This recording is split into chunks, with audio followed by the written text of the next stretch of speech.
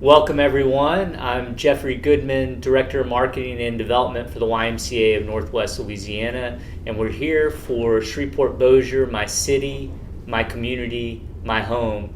And our guest is Dylan Holmes. So, Dylan, thanks so much for being with us today. Really appreciate it. Thank you. Absolutely. All right, Dylan. So, and if I get anything wrong, just hop in and correct me, but you're a senior at Huntington High School. Greatly involved at school, both as a student and an athlete. Let's start here today. You're very active in Kappa League. Tell me what Kappa League is and some of the different things you do as part of Kappa League. Basically, it's a youth guidance organization targeting young black males, but that's not all we accept. We accept anybody from anywhere around this area. It focuses more on community service and giving back to the community while also teaching you leadership skills and how to carry yourself as a gentleman. Like, for example, we'll have classes on how to wear suits and certain suits that you wear with certain seasons and things like that. And it's just really a way for us to come together to build our community as a team. And do you do it, when do you do it? Do you do it after school? Do you do it on the weekends? Or how often do you meet, and just how does it work as an organization? Usually mandatory, we'll have at least one meeting a month. It'll usually be on a Sunday evening. That'll be so everyone can be there mostly.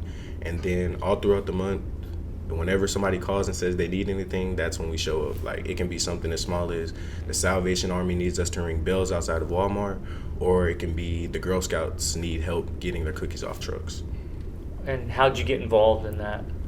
Interesting story. So it was actually my friend's grandfather who was a Kappa member, and our organization is called Bossier City Alumni. So these grown men came back and they wanted to do something to inspire the community and the youth within our community. So after he told me, all of our friends were like, okay, yeah, we're going to join this. This sounds fun. And it's been great. It's been great. I've been in it since, I think, my 7th grade year. Wow. Okay. Awesome. All right. And you're also a member of Raider Court, and I believe you recently went to Washington, D.C. for close-up as part of Raider Court. Tell me about Raider Court, what it is, and some of the different skills you learn as part of the program. This is an interesting thing because growing up, I've always wanted to be an engineer, but when I got to Huntington, it was business law. They were a business law aimed course, so they were just inquiring if I liked things like that. So I was like, okay, I'll try it. And as you can see, I'm now in Raider Court. Raider Court is basically a juvenile justice club and organization. Sometimes we volunteer at the juvenile courthouse to be jurors for teen court, and other times we're around our school. We have an actual courtroom inside of our school, and sometimes with freshman referrals, we see freshman referrals and try to give them alternatives other than suspension or more serious punishments. Things like, we'll try to give an alternative of like an essay or tutoring, like basically peer guidance, so they don't steer too off the wrong course. Things like that. That's great. When I first read about it, I was like, Raider Court. I tried to do some research and I couldn't find that much. And I was thinking like Mardi Gras Court or Homecoming Court, yeah. But it's a court. I think we're actually the first. If I'm not mistaken, I think we're actually the first in Louisiana.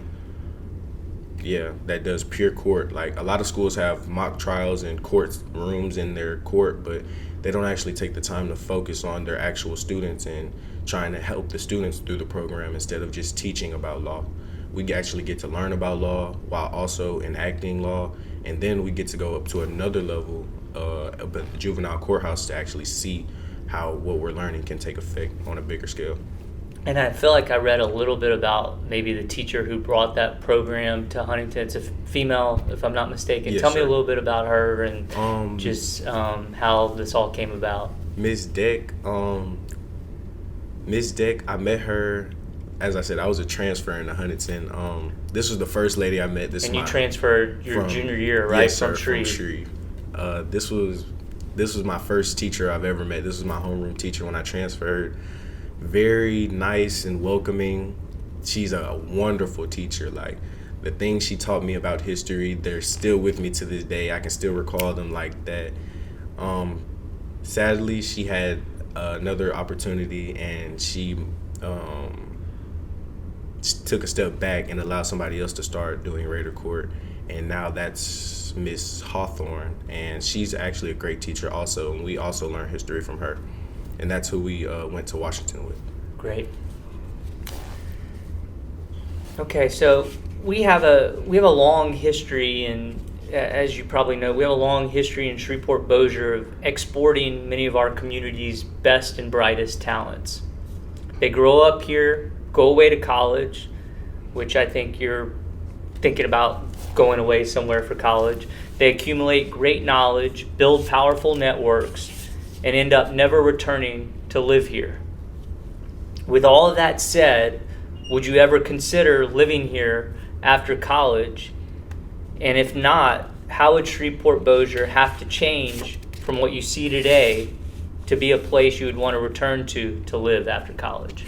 One thing I can definitely say is I will definitely be back in Shreveport-Bossier sometime in my life after college, if not right after college, because it's my home city, and I want to see it grow, and I want to be a part of its growing. Like most people will level up and leave and try to get away so they don't fall back into old habits, but one of those things that Kappa League is teaching us is, okay, you have to build yourself up, but don't forget about the people around you and where you came from. So really for me, it's going to be about coming back so I can bring other people up with me.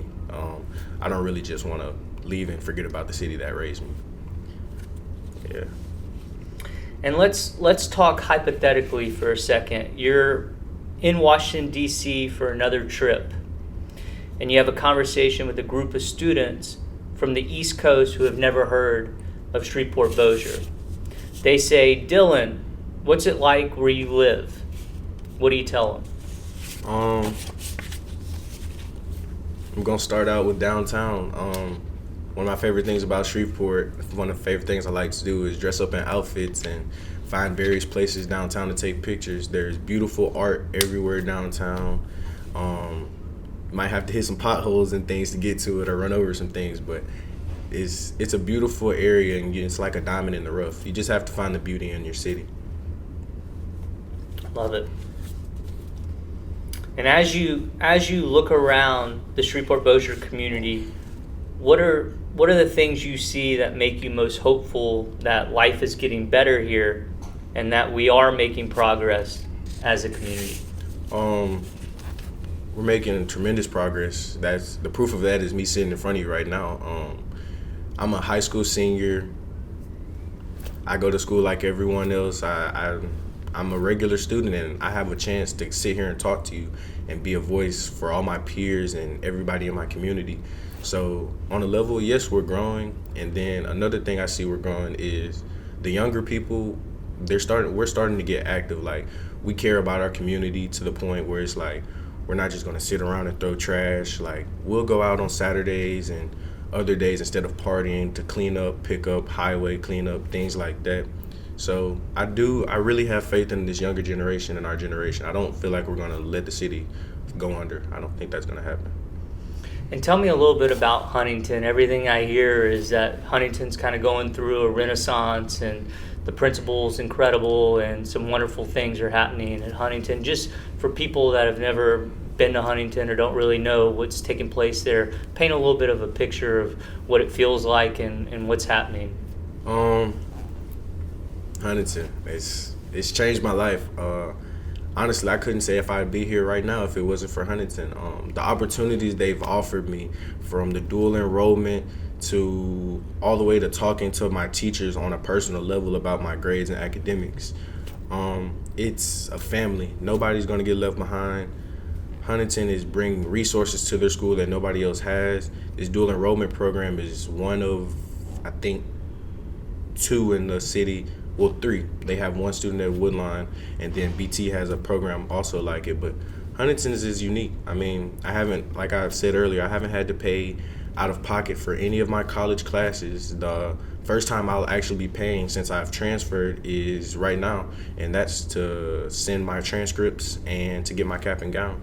So the opportunities they've given me to be financially free and to pursue my education, it's endless. I mean, I don't feel like I could have gotten that opportunity anywhere else. And I feel like that's what's drawing everybody to Huntington, and that opportunity to better yourself on a level like that without trying to break the bank.